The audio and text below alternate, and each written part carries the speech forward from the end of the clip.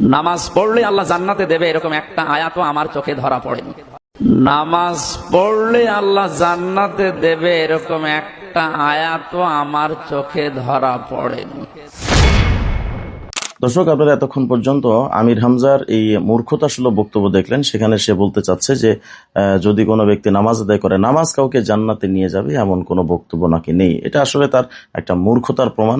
দেখুন, কোরআন শরীফে অসংখ্য আয়াত এমন রয়েছে যার দ্বারা এটা স্পষ্টভাবে জানা যায় যদি কোনো ব্যক্তি নামাজের প্রতি যত্নশীল হয় আল্লাহ পাক তাকে জান্নাত দিবেন। আমি কয়েকটা আয়াত আপনাদের সামনে পেশ করি।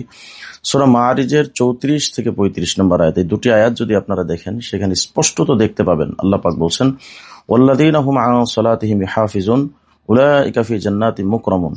অর্থাৎ যারা তাদের নামাজের ব্যাপারে যত্নশীল তারা জান্নাতে থাকবে এবং সম্মানের সাথে তারা সেখানে জান্নাতে থাকবে। তো এই আয়াতের মধ্যে স্পষ্ট করে আল্লাহ পাক বলছেন যারা নামাজের ব্যাপারে যত্নশীল আল্লাহ পাক তাদেরকে জান্নাত দিবেন। শুধু তাই নয়, সূরা মুমিনুনের 9 থেকে 11 নম্বর আয়াতের এই তিনটা আয়াত যদি দেখেন সেখানে দেখবেন আল্লাহ পাক বলছেন, ওয়াল্লাযীনা হুম আন সালাতিহিম ইহাফিজুন উলাইকা হুমুল ওয়ারিসুন আল্লাযীনা ইয়ারিসুনাল ফিরদাউস হুম ফিহা খালিদুন।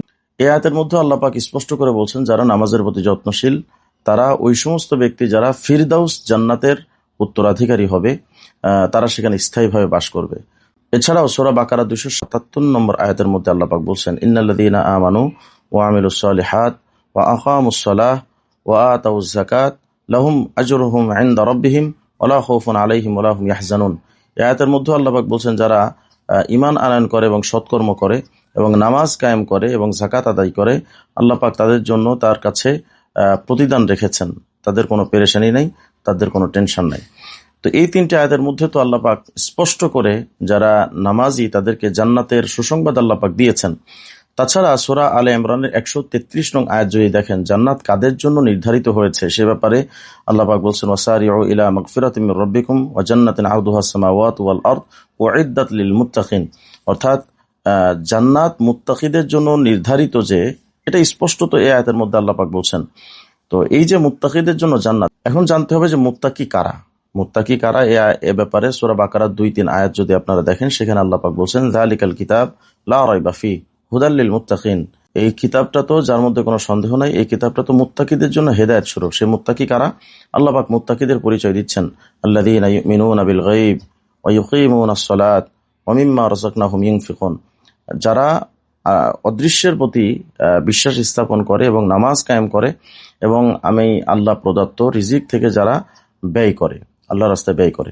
তো এই আয়াতের মধ্যে মুত্তাকিদের পরিচয় তুলে ধরছেন। তার মধ্যে একটা গুরুত্বপূর্ণ পরিচয় হলো যে তারা নামাজি বা নামাজ কায়েম করে।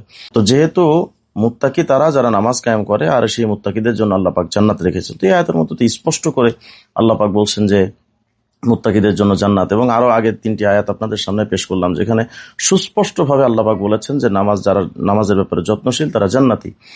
প্রসিদ্ধ একজন আলোচক, তার ইলম এতটা দুর্বল এবং কোরআন সম্পর্কে তার জ্ঞান এতটা হীন, আসলে এটা আমাদের ভাবতেই অবাক লাগে যে তিনি কিভাবে এটা বলতে পারেন যে কোরআন শরীফে নামাজ পড়লে জান্নাতে যাওয়া যাবে এমন কোনো আয়াত নেই। এই মূর্খতাসুলভ বক্তব্য দেওয়ার বা কি দরকার ছিল তার, এটা আমাদের বোধগম্য নয়।